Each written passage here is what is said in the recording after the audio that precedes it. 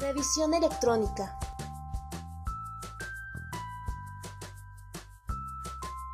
Revisión de base de datos por parte del SAT. En México, las autoridades fiscales cuentan con facultades para comprobar que los contribuyentes, personas físicas o morales, se encuentran dando debido cumplimiento a sus obligaciones fiscales derivadas de la relación tributaria. Estas facultades de comprobación podrán ejercerlas las autoridades fiscales siguiendo los procedimientos que para tal efecto señalan las disposiciones fiscales aplicables, ya que así lo dispone el propio artículo 16 constitucional, que en materia fiscal garantiza a los contribuyentes que no podrán ser molestados en su persona, familia, domicilio, papeles o posesiones, sino en virtud de un mandamiento escrito de la autoridad competente que funde y motive la causa legal del procedimiento.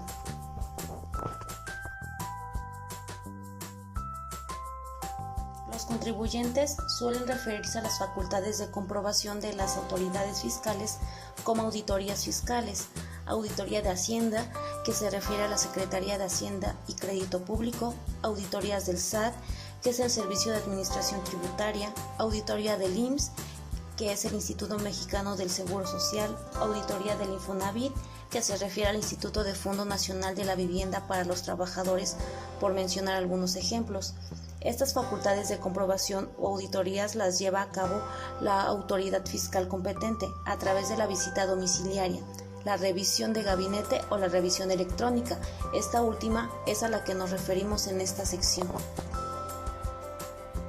Las autoridades fiscales han adoptado el uso de tecnologías de la información en sus relaciones con los contribuyentes, como es el caso de la firma electrónica, e-firma, el CFDI, facturación electrónica, el buzón tributario, entre otros. De tal forma que como parte de esta evolución, a partir de septiembre del 2016, el Servicio de Administración Tributaria inició con la práctica de revisiones electrónicas para revisar el cumplimiento de las obligaciones fiscales de los contribuyentes. En este procedimiento de fiscalización, desde el inicio de la revisión hasta su conclusión, la autoridad fiscal hace uso de medios electrónicos. Las autoridades fiscales justifican la práctica de estas revisiones electrónicas en el hecho de que el plazo para su conclusión es menor que tratándose de visitas domiciliarias o revisiones de gabinete, y garantizan un proceso más eficiente y transparente. Ahora todos los libros contables se llevan electrónicamente, por ello es igual de práctico que las revisiones fiscales sean también vía electrónica. Como ya todo es digital, suena coherente que la autoridad fiscal también realice las revisiones de la misma manera. Por su declaración fiscal electrónica, el SAT ya sabe cuántos CFDI emitió al mes, qué contabilidad envía y toda la información la mete a su plataforma informática, la cual arroja alerta por comportamientos atípicos. La revisión electrónica es una facultad de las autoridades fiscales que se encuentra prevista en el artículo 42, fracción novena del Código Fiscal de la Federación, y cuyo procedimiento está regulado en el diverso artículo 53b de dicho código.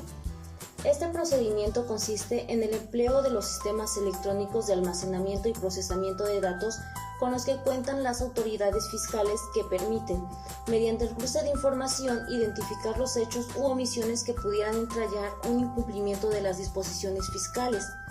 y, en su caso, emitir una preliquidación de las contribuciones omitidas a efecto de que el contribuyente corrija su situación fiscal, culminando con la emisión de la resolución definitiva correspondiente, en la que, previa calificación de los hechos u omisiones advertidos, en su caso, determine la cantidad líquida, el monto de las contribuciones omitidas. Los antecedentes específicos pueden generarse automáticamente con la información de facturas electrónicas, la contenida en bases de datos del SAT y la proporcionada por otras dependencias y terceros. El SAT analiza de forma continua la información que tiene de los contribuyentes, lo que no implica que se realice una revisión o el ejercicio de una facultad de comprobación.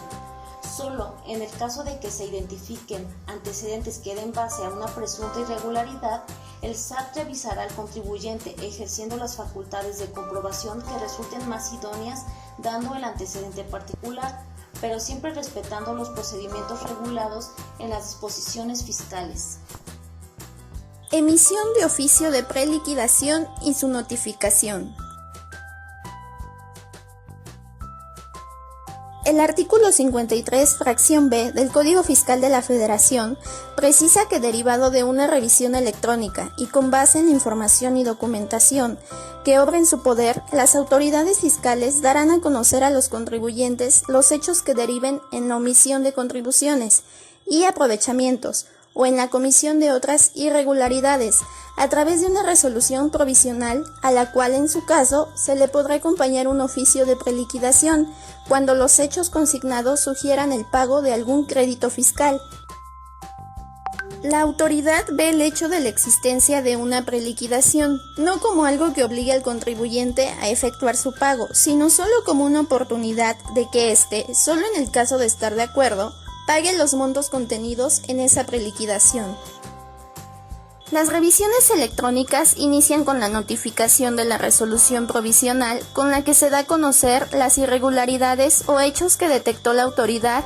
con información que cuente en su poder, a la cual podrá acompañarse el referido oficio de preliquidación, en el que se propondrá al contribuyente el pago del crédito fiscal para el caso de que acepte o queden firmes las observaciones e irregularidades contenidas en la resolución provisional, salvaguardando en todo momento su garantía de audiencia. Dicha preliquidación se traduce en un acto declarativo a través del cual la autoridad fiscal exhorta al contribuyente a corregir su situación fiscal respecto de los hechos u omisiones advertidos, señalando la cantidad que en su caso le corresponda cubrir para acogerse al beneficio previsto en el artículo 53, apartado B, fracción 2 del Código Fiscal de la Federación, misma que constituye una propuesta de pago para el caso de que el contribuyente opte por corregir su situación fiscal, mas no así un requerimiento de pago. De lo anterior, cabe mencionar que la notificación correspondiente se hace a través de buzón tributario y al correo que dio de alta en este, por ejemplo, al correo electrónico del representante legal.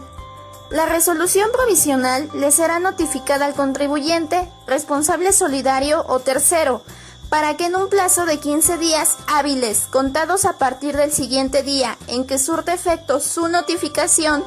manifieste lo que a su derecho convenga, y en su caso proporcione pruebas consistentes en la documentación e información correspondiente, para desvirtuar las referidas irregularidades contenidas en la resolución provisional. Emisión de resolución.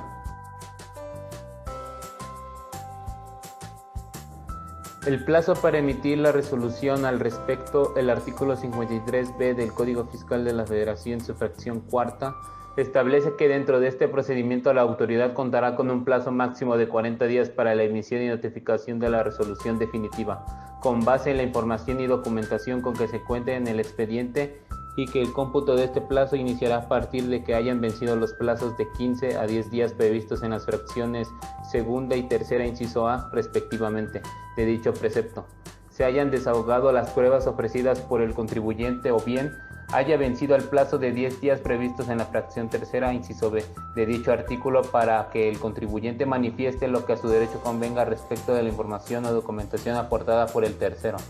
En caso de no aportar pruebas ni manifestar lo que a su derecho convenga para desvirtuar los hechos u omisiones,